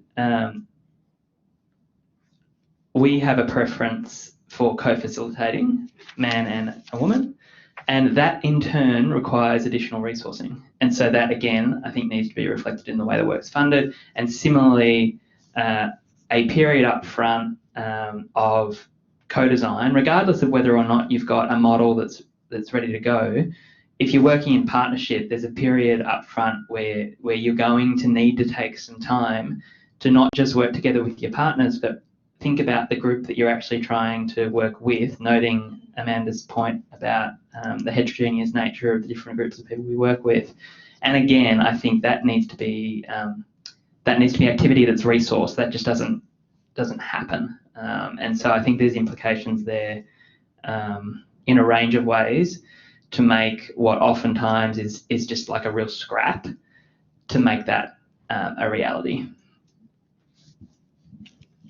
Thanks so much, Hall. And it's really great to both be drawn into the, as Matt just reflected on, the heterogeneity of the different groups and meeting people where they are, but also recognising that discomfort happens for everyone when you're doing transformative work, and that it's important to kind of take that into account and not put that additional pressure on women to be like, well, you're just going to deal with this, and figure out those ways, and bringing in that structural framing as well, Matt, of looking at how work can actually happen, and again that it's not putting that additional pressure on workers to try and make things happen on the smell of an oily rag. I'd like to kind of take that structural framing and broaden it out a little bit to both look at what allows things to happen, but also the barriers. So we know that, Change the Story set out the structures, norms and practices that the evidence tells us perpetuate gender inequality and the drivers of violence against women. A lot of the work that we've talked about today works with individual men and their communities, and that has ripple effects, as we've discussed, that go out and can affect structural change. But I'd also like to go back to something that we touched on earlier. I think, Shane, you were talking about one of the burning questions that you held in terms of challenging the binary thinking in our work, and how that can also inform some of those structural inequalities. So in a couple of minutes that we've got left, how do we address structural inequality in prevention work? Go. I think, firstly, as Change the Story shows, is that, and as I was mentioning before, that norms and structures and practices, so at all the different levels, that they're all interrelated, that they're reinforcing each other, they're enabling or constraining particular behaviours. So firstly to acknowledge that, and really it is about wider reach and impact, that idea that you know, to change. This is about change across the population, and to change one man at a time. I mean, perhaps we'll get there, you know, not in our lifetime, but that, you know, that we also have to be looking at the structural, you know, structural components and the broader social norms. So things around policy, you know, all of our big institutions, the media, health, education, the justice system, governments, I think around funding, around the policies that we can have an impact on, like paid parental leave is coming up. And we know there that's structural and normative around that. We still have this idea that men don't do that work, and therefore we haven't actually put the structure in place which would enable that norm to shift. You know, so you can see them again reinforcing each other. But really important what you mentioned is that we are also making the links between prevention work and all the other social justice movements, and it is very, very linked around LGBTIQ and tackling racism and, you know, all of those things that if we're doing this work with an intersectional lens, that we would also be building coalitions between all those movements, and and addressing the structural inequalities and discrimination that's happening at all those other levels. And around masculinity, I mean, we can see it so clearly. I do a lot of work with Rainbow Health and LGBTIQ, because the masculinities work is so in that as well, around the experience, you know, of gay, bi and trans men, and how masculinity is such a driver as to the violence and discrimination they experience, and the rest of the community as well. So I think building those coalitions. What do you want to say? Yeah, I think sometimes we forget structures are actually created by people and their social constructions, and we can recreate them. I'm interested in perhaps learning a little bit more about that flipping power notion, and what comes to mind for me is that isn't that reinscribing another inequitable power binary? So I'd probably go for that co-facilitator approach, but interested to, I think those are the sorts of strategies we need to be thinking about in terms of really challenging structures. My experience of schools and other institutions is that they are often operating in really antithetical ways to caring and respectful relations in terms of gender justice work. They're run like businesses, schools certainly are, and they're forced to compete in a market that prioritises efficiency, outputs, targets, rather than collaboration, creativity, sociality and caring for others. Research in my area describes this environment as quite toxic for teachers and students, as emptying out the social and as creating, for some academic described it as the terrors of performativity. These are the targets and the monitoring that teachers are subject to, the narrowing of priorities in schools to academic performance and tests.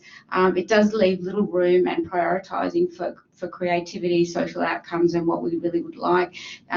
Children are commodified in this environment to their outputs as well and to their scores on standardised tests. So we're, in terms of institutions, how can we change those structures to reprioritise creativity and care? Neil Barringham asks, how can we bring love into our formal, hierarchical, technocratic, governance-centric human service organisations? I do see some schools navigating this space beautifully. They don't see academic and social outcomes as a binary. They see them as informing each other. They have beautiful wellbeing programs. I'm sure, Deanne, you can talk about some of the ways in which schools integrate this work so beautifully into their whole school approach. But it is still the case that what is prioritised in schools is that reductionist view of outcomes, which it dilutes our purposes of education to private purposes rather than public purposes, and I'm really concerned about that.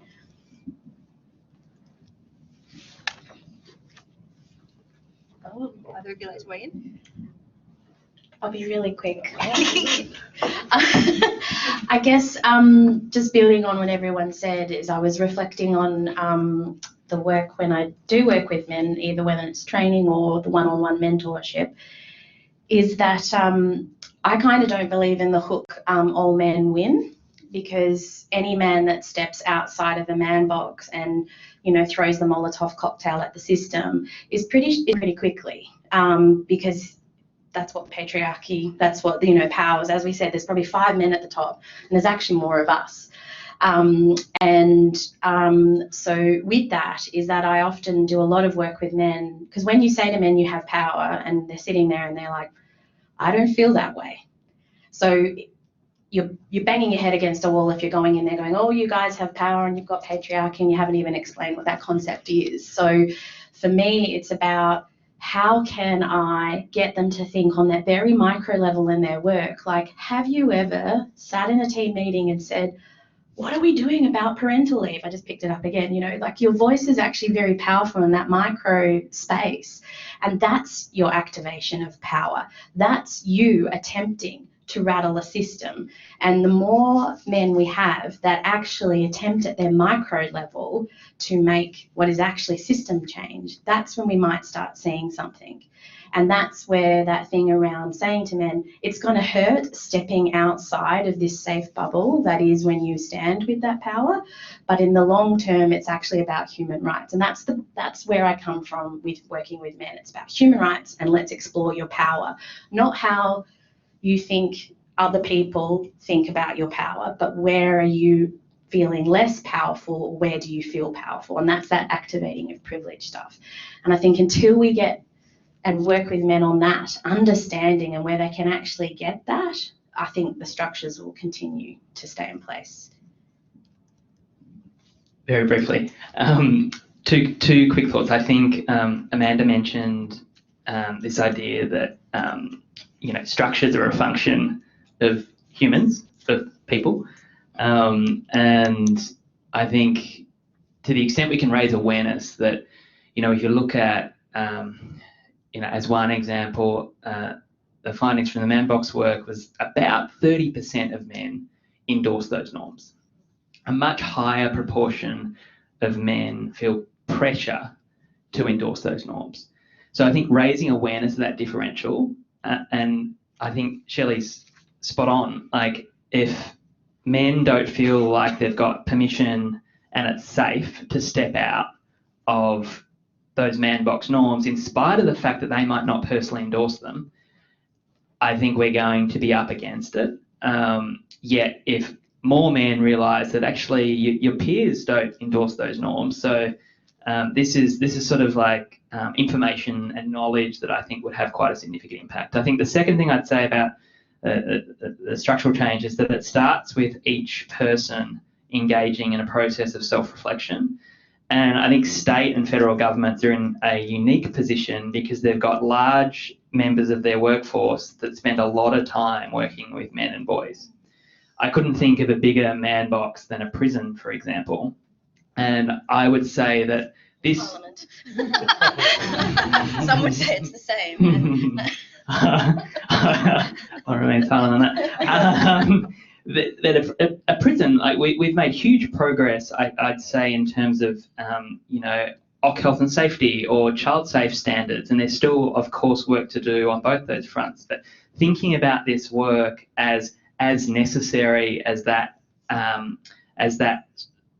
what is now essentially a given when you start in your role, I think making sure that all Corrections Victoria staff are being exposed to these ideas on an ongoing basis and engaging in a process to understand what's actually underpinning the behaviour of people they're working with, I think would go some way to facilitating some of that structural change. Thanks so much, all. And yeah, again, really, really critical points in there. It's an excellent provocation, Amanda, to think about how we need to make sure that we're not reinscribing different or new power inequities, and to really look at the less measurable and more kind of ephemeral aspects like love, like empathy, and how they can be used in imaginative system change, but also using system infrastructure to destabilize what's going on in those systems, which is challenging but But I think there's already evidence of that starting, and I think that respectful relationships in a lot of ways is a good example of that.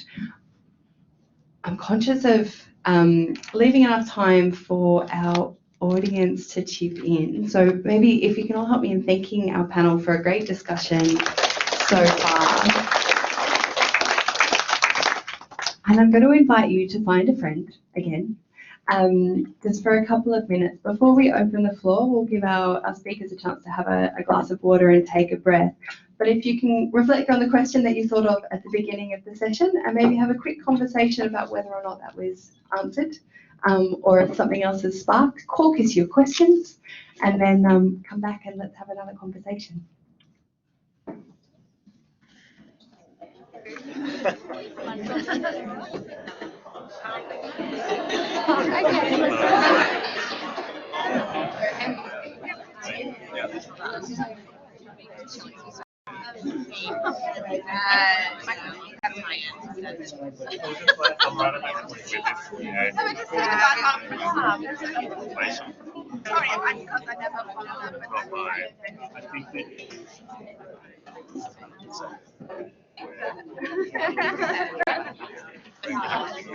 What's already done?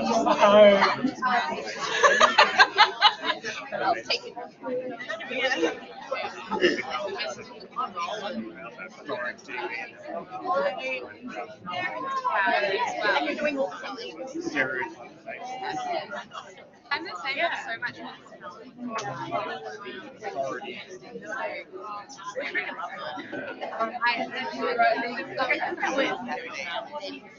Yeah.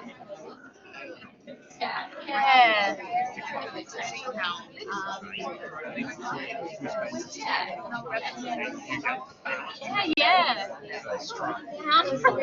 Because I don't get time to do it.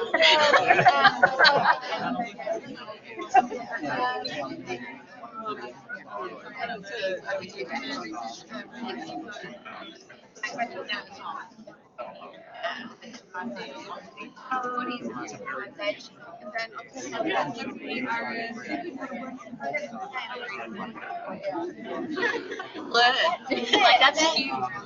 So I think that exactly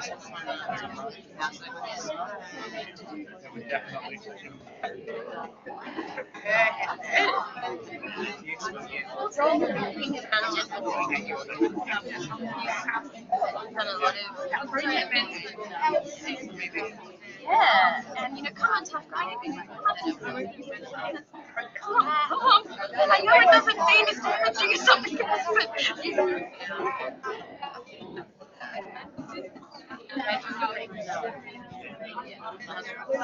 come back after 1 month.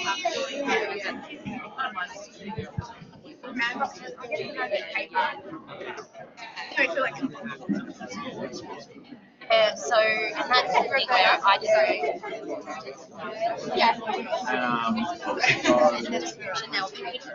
So I'm going to invite everyone to take their seats again. Sorry for my rude interruption, but I would really appreciate if we could have this conversation as a bigger group. Roberta will be handing a microphone around so we can share with our colleagues online, and we'll be taking a few questions from people who are remote as well.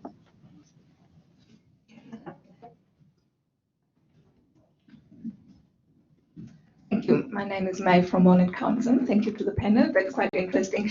I'm particularly interested because we also have identified actually that obviously that we need to engage men, and we're actually looking for partners. So I think obviously I feel like local governments are in a good position and already some of that work is happening. I was a bit disappointed that you actually didn't refer to Big Health, because I just had a healthier masculinity grant, and hopefully they will also then support this work with the evidence and actually make it relevant for local communities, taking it further. I think that we're very good with that in regards to family violence, etc. So hopefully, we see more of that happening. The other thing I wanted to mention is that, as I said, so local government are already doing this work, and we're looking for partners. So say, for example, in the maternal child health setting, you see we are currently working with Dads Inc. They want to challenge gender stereotypes about fathers, and also supporting fathers. And I think this is one point probably I find quite important as well. As has been highlighted, men are hurting as well, like through, say, for example, in relation to the suicide rate. So basically where we want to focus on is like, how can we support men in our settings, local government settings, like sports or early years, etc. And then you see build some trust, and then you see to go from there, to do more the challenging work. And obviously this is at the forefront as well. Sorry, just one last thing. In terms of, we had for 16 days of activism, I thought it was quite interesting. We had asked a local father, just to talk about gender equality. And you see, he was like, and he kind of like unraveled then, you see, the thought processes for him. He was like, why am I being asked? So I'm in researching this topic, he asked his partner, his colleagues, his mum, and they're all and then he was like stunned. Oh God, like this is really their reality. They're like all had examples like from the past 12 months or something. Like you see really recent examples where they were just being treated differently, discriminated against. You see kind of like had awkward situations, things he had never had to encounter. And basically, I thought that was really good way probably to engage the audience as well. You saw many guys thinking, oh well, really waking up to that. Thank you. Would you like to respond? I can go for the first bit. It's working. Yeah, great. Thanks for the question. The Vic Health point, that's no oversight from me, particularly given their funding and follow-up to the Madbox study. So apologies, Vic Health. They're doing great work in this space. We've been involved with the development of that the Healthy Masculinities framework that you refer to, and worked with at least 12 councils preparing and supporting responses to that Healthy Masculinities Partnership grant round, some of which we were part of, but some of which we were just happy to contribute to as a bit of a thought partner and bounce ideas around. I think in my mind, councils almost have the most potential to lead this work. They've got access, they're almost like, they're a web of like early childhood centres that you've touched on, sports clubs, schools, the staff that work for council themselves. And so I think there's huge potential for council to lead this work. And I only said to Natalie Russell at Vic Health a few days ago that it's a really great result that you had councils lead on that grant round, because regardless of that only 4 grants in that round can be funded, but I see that those grant rounds as an excuse to have a conversation and build some thinking and build partnerships. And I'd expect and I'd hope that a bunch of the work that isn't funded would continue in other ways anyway. So I think there's huge opportunities. I'm going to be a bit of a radical and just say that this space is tricky and it's risky, and possibly places that are risk averse aren't always the best to take it on. It does require huge flexibility and creativity and not huge structures to be able to get stuff happening. So I agree with everything that's been said, but also if we don't fund grassroots, small, have-a-go models, we're kind of doomed, because the structures exist. And if we're putting a model that we still don't have a proper evidence base into the structure that we know is actually not working that well, there's a risk there. The work that I'm doing, I know I couldn't do in a council model. I've worked in local government. I've worked at all sorts of different levels. It was fluid. We didn't know what the heck was going to happen. We didn't know how many men, we couldn't show outcomes for the first 6 months, other than that we had men engaged. So that's just what I just want to, sit that Molotov cocktail out there. I won't light it, but it's there to think about that, because I think that's something we really need to think of. This is radical work still with men. Like, it's still really, people are still scared to do it. people weren't prepared to pick up this model within the Healthy Masculinities funding because it was still really risky for them, even though we've got lots of outcomes. So I just wanted to put that there. And I think it's great and we need to put it into structures, but if we, you know, I mean, everything that's kind of shifted any kind of movement has been the grassroots. And that's what feminism was built on. So are we forgetting that? Are we forgetting the conscious raising? Are we forgetting where we've actually all come from as far as what this is all about? And that's probably enough. Did any of my... I suppose just very quickly, yeah, Vic Health, just to respond to that, yeah, they're doing, you know, a lot of great work, and also a lot of the work on some of the specific intersections with masculinity. I know they're doing around patterns of drinking, risky drinking behaviours and drinking cultures, and looking at masculinity there. And a lot of that work is really important to pick up some of those those intersections that often we don't get to look at. And I suppose you've just touched on the key tension again around, you know, providing a hook, or to also be looking at how men are impacted, and how to keep women also in that. We're not just speaking about any different others here. You know, we're looking at masculinity and that it impacts men in these ways, like higher suicide rates, etc. And it also means that that women are impacted in this way, you know, from violence, etc. So how to hold that together is really difficult when you have to engage men. Very quickly, yeah, I take your point, Shelley. I think institutionalising disruptive work, then it becomes not disruptive work, but I still think there's a place, perhaps. I'm really heartened by the Vic Health grants, and I'm really heartened by the action in councils and the activities that are going on, and some of them seem really fantastic. So I'm heartened to see that, and maybe they can be disruptive in some ways. So I've got sort of hope about that. I love that story of recognition that you told, and it sort of that notion of activating privilege, Shelley, I think is quite powerful. And I think that you know, when not all boys recognise their entitlement or privilege at all, as Connell's work many years ago talks about the hierarchies of masculinity, and you know, and how they actually, all men don't feel powerful, and they're sort of caught in this hierarchy. So to actually confront them with their privilege and entitlement, as you say, it's sort of like, oh, I don't feel that at all. So we need to acknowledge that the complexity of the power relations, and that recognition is a really important one. So that father recognising and talking to his kind of family, I think is a really powerful story. Thank you for that. We have a question over here. All right, well, thank you. My name is Pierre Morrow. I work at the Multicultural Health Support Service that we work with the cold communities, mainly around sexual transmitted illness and bloodborne viruses, but underpinning everything on our conversation is about healthy relationships, respect and consent, because we think that if you don't have those, then the rest just won't follow. It's just pointless to go there. Lots of interesting things that were talked about, and I think I'm very heartened about the fact that people talk about structures, because sometimes they get invisibilized because they are so hard to address. But my question really comes to the start, when people were starting talking about what words and what term masculinity to use.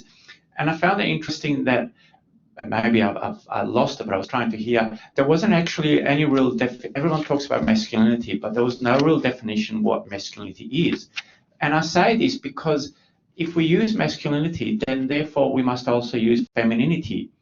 And I'm just thinking, in my work and whatever, I'm sort of getting to the stage where I actually don't like those terms, because like if we go, are men supposed to be strong, caring, supportive, etc.? Well, women are that too. So to the panel, what words are you going to use for masculine which are not feminine, and vice versa as well? And does that fit into a gender equity framework?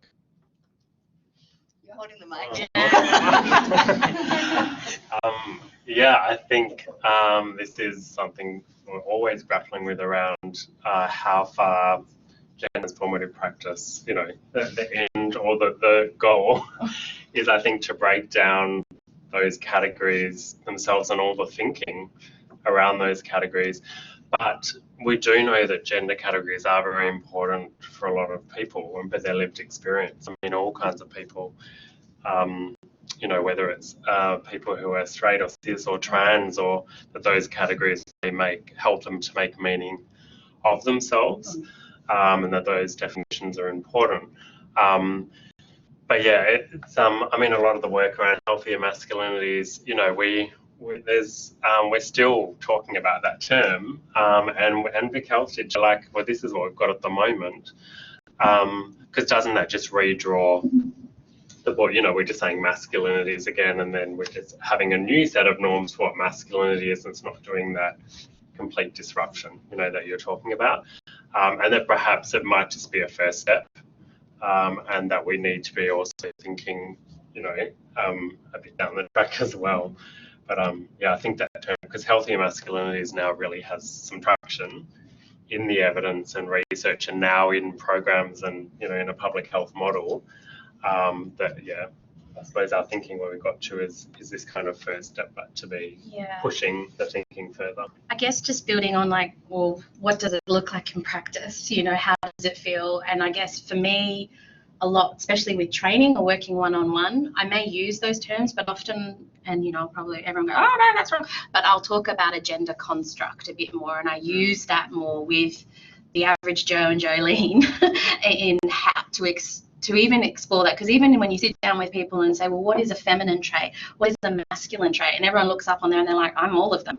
You know, I'm all of those feminine ones. They're masculine, and you know, regardless of my gender. So it's because unless you've been to university and you've done your first year of sociology that looked at gender, you haven't even been exposed to these concepts, you know, and that's a lot of the population hasn't been exposed. So I think sometimes keeping it simple and drawing in, you know, this stuff because you're the practitioner, you're supposed to be educated and read the research and all of that. But sometimes a way to break it down so it's at least palpable to get people in, I just find even talking about gender as a construct that we created in society and some of the ways that we create it. And then as people evolve, you know, they go into, yeah, healthy masculinity, you know, so they then own it. That's just something that I use in practice. I don't. Just this is something feminists have been and been exploring for many years. But you know, gender is a relation. Femininity can't be understood without understanding its relation to masculinities. And you know, as your report would say, it's socially constructed, it's contextual, and I think it's a useful heuristic to talk about in terms of how it's articulated in various contexts, how it's situational, how it's historically located, how it's spoken to existence and embodied, and so forth and so on. And that's why actually pinning down what traditional masculinity or hegemonic or complicit or marginalised is difficult, because it's contextual. In a particular cultural context, it articulates itself differently than in other contexts. But I still think it's a useful heuristic. But a lot of feminists have tried to disrupt the sex gender binary by saying that, well, women can express masculinities. It's not just a province of boys and men. So it's opened up the space for female masculinities, male femininities, and there's lots of disruption around butch kind of versions of, different articulations, non-binary. So it has been troubled. It's just, yeah, it's a difficult space.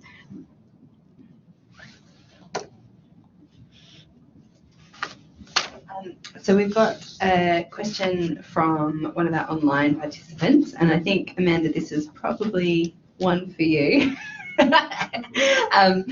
So can you give one piece of practical advice to schools and the respectful relationships workforce that they can do that would make a difference in terms of working with men and boys?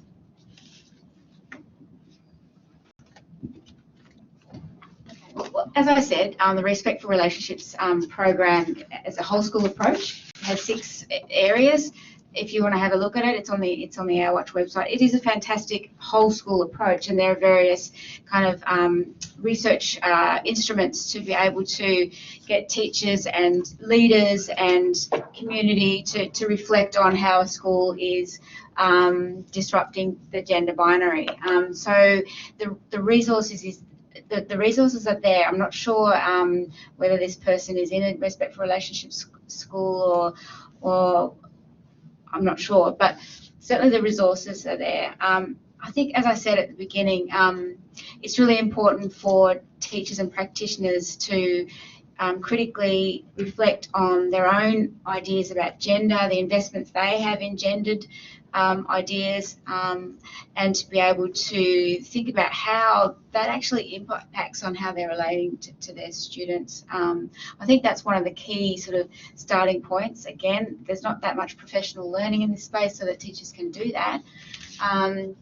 But I think, you know, it comes down to relationships with students as well, and the informal curriculum. We can have all the curriculum in the world, but if we're informally relating to students in authoritarian ways, in ways that reinscribe inequitable power relations, then we're not doing any service to men and boys. And there's lots of masculinities research that talks about how those authoritarian regimes actually reinscribe dominant masculinities, and little boys, and you know, they pick up on that, and they pick up on the power of that. So yeah, I could probably talk a bit more about that, but I think that's probably enough.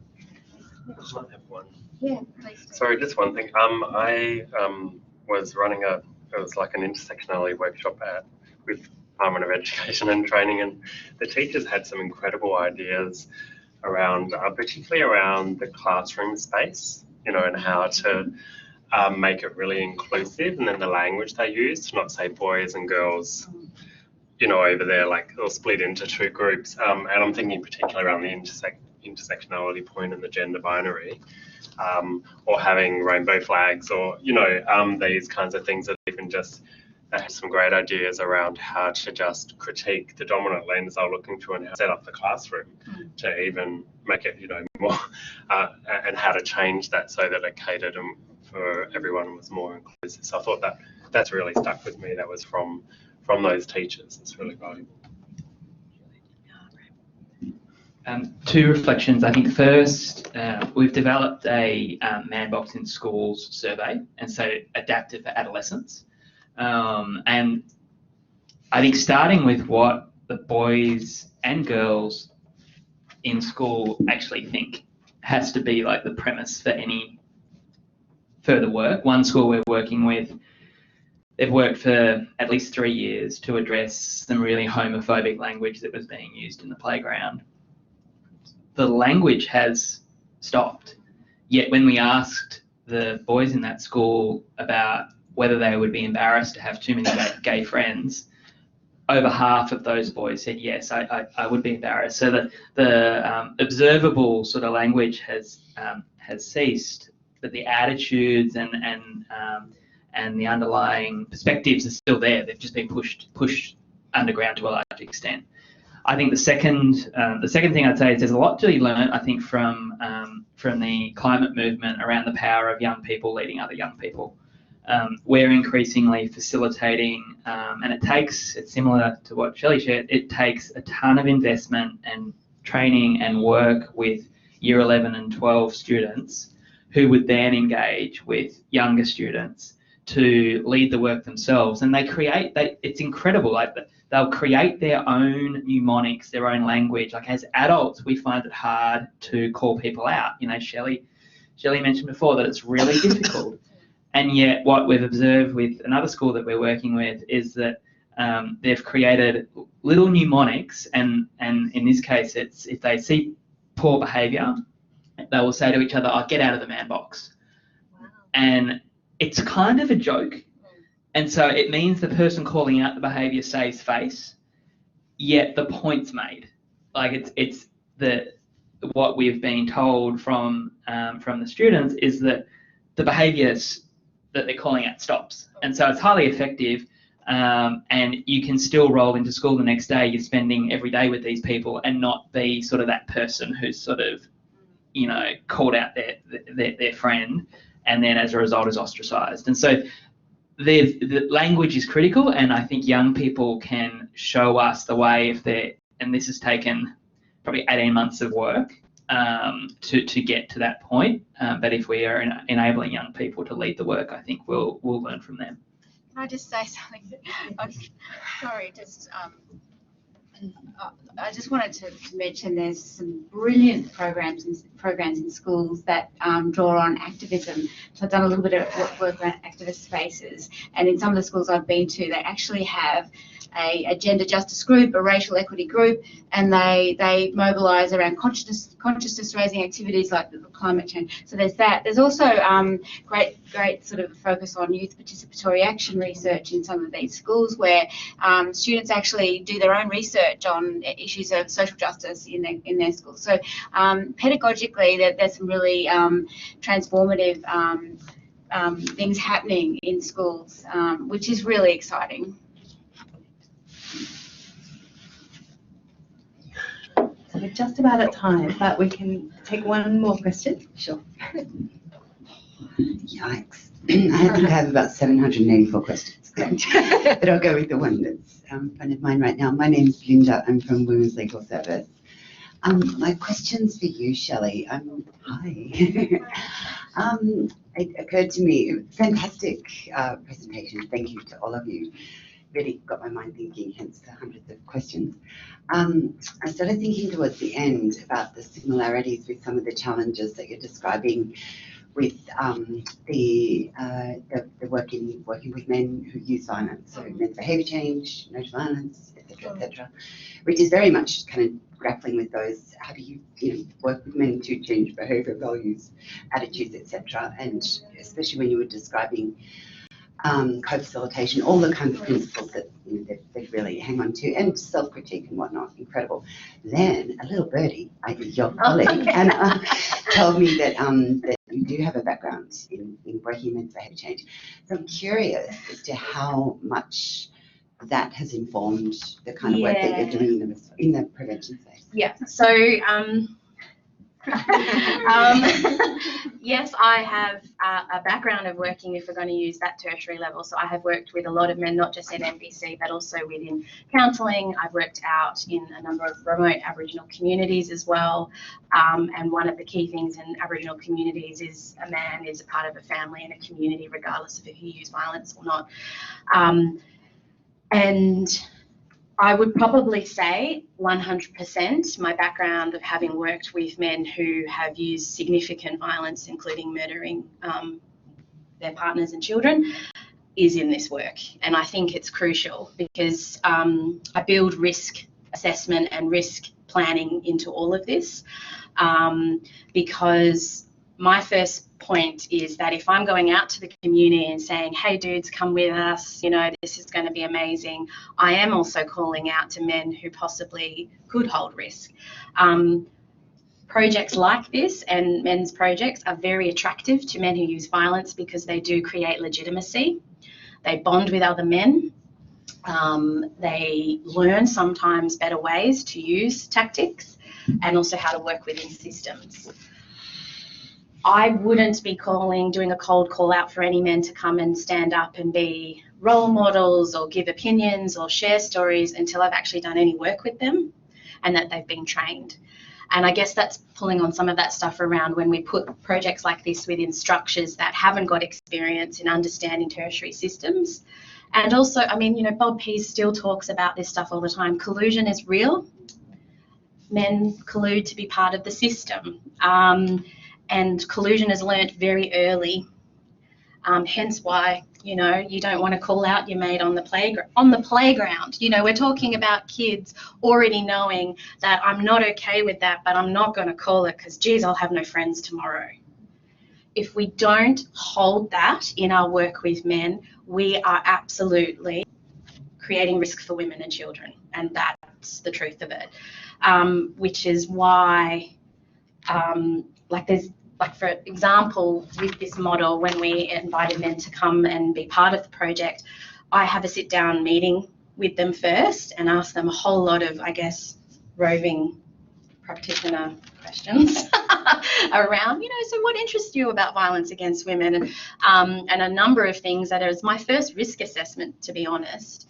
And then there's an interview, and even in that interview, we call it, in the position description, it says that this is a process where you may learn things about yourself or other men in this project, and it won't mean that you're excluded from the project, but it might mean that we'll have to work together on what we learn about you.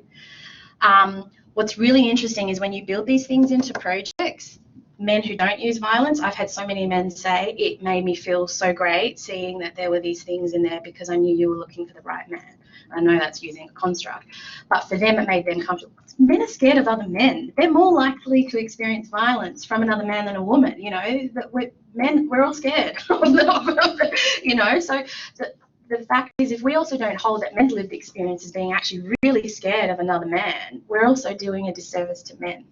So, you know, I always say that if you plan for the risks, they're less likely to happen. And if you're really transparent about, for me, it's always about, I believe change can happen and I believe men can change, and I have seen that. So we have to build that potential for change into our projects, which means transparency and ownership and accountability. And then debriefing with men about that. I've had to do that with men's groups where we found out that Bob uses violence. How do we all feel about that? Most of the men don't want to talk about it at all. So great, there's the work. We're going to talk about it forever. And we're not doing anything until we've all gotten the other side of it. So that was a bit long, but yeah, thanks. Thank you. Thanks so much. And I think we will leave it there because we've got some deliciousness waiting us in the kitchen. But please feel free.